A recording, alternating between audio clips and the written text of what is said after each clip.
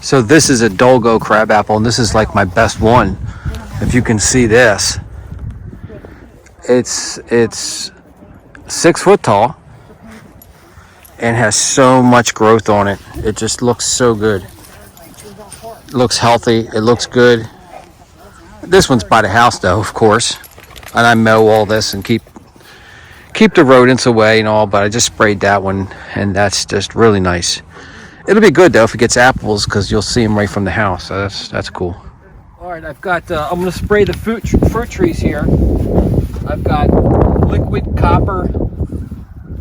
This is what I put in it: liquid copper and the horticultural oil, which is like a dormant spray. And I just mix them together in this 1 pounder. And before spring,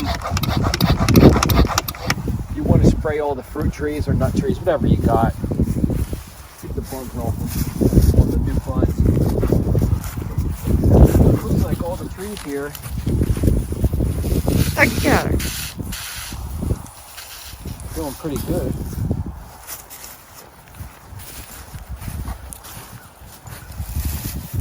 Where'd we get all these trees from last year? Doug, I think it watch was the dog.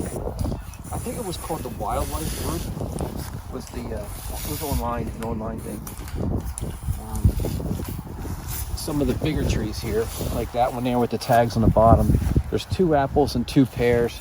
I think we got them from like Home Depot.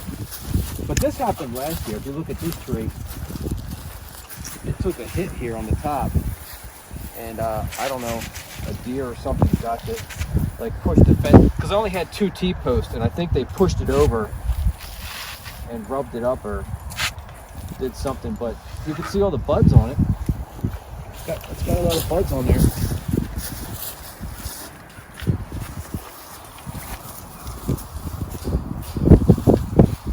I want to see if there's little tiny crab apples. So we've got Enterprise apples and Glimmer pears. I forget what the pears are called, but all these fruit trees we put in. Look at this sucker. I don't know what kind of apple tree that is. I think they're Granny Smiths, actually. We got that from Home Depot, I remember. This is a Home Depot sucker, so Doug!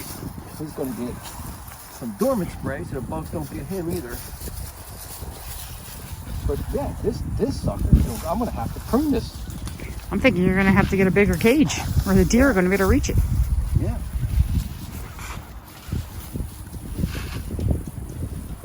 Blam! That one's done.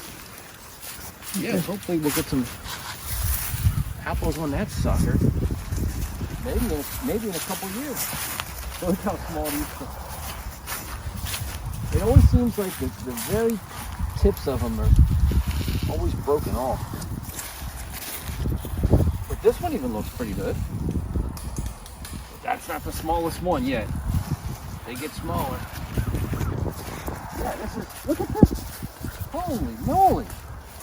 This thing growing during the winter time or what? I don't remember it being this big. Doug. Not even like during hunting season. Like this cage is too small. Look, it's sticking out of the cage and above the cage. All right, we need some more pressure. Yeah, come on. Yeah, look at all the growth on this thing. I mean, this $29.99 tree looks good. Wow.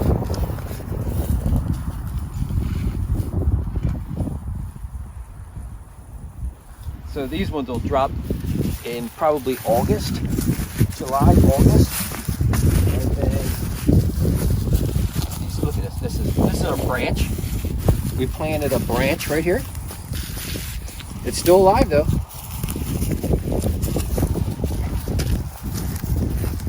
This pear is looking good. Look at all the buds on this pear. It's crazy. It's tall, man. That thing's like 7 foot tall. Yeah. Gotta get something on here.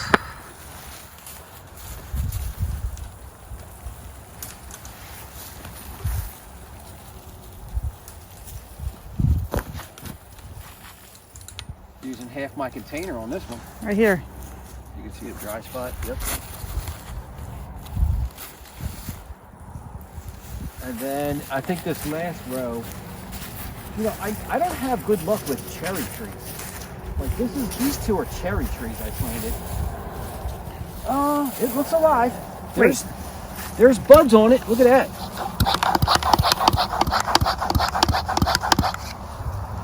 I thought this was going to be dead but it has buds. So this spray should help it. We'll see. I'm definitely going to come back to this one and give an update, because if any of the trees die, it would be that one or this one. Look how this one's sticking through. But look,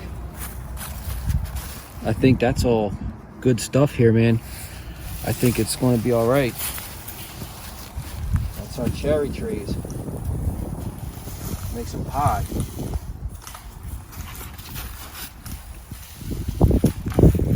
They came from, so we've got 3 different sources here: Home Depot, the Wildlife Group, and I think that those 2 came from Stark Bros.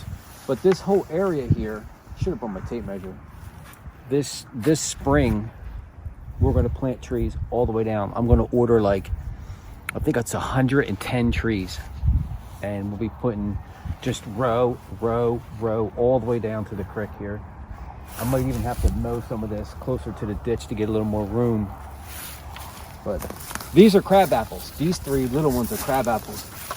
And if there's one tree I like, man, it's crab apples. After I saw on our trail camera how the deer, the bear, and the turkey, if you have a crab apple tree and that sucker's got crab apples on it, they're going there. I don't care. They're going to go to it. Now, of course, that's in the summertime. It doesn't help you during hunting season, because they're gone before hunting season comes. They eat them all. Look how this branched out. That was a twig. Look at all that. Look at all the branches on this one. This is good. This is good news. Yeah. That means the roots probably took pretty well on this one. So I sprayed these fruit trees. These are done. And our line of chestnut trees, I sprayed those too. So we'll see how it all comes up this spring here.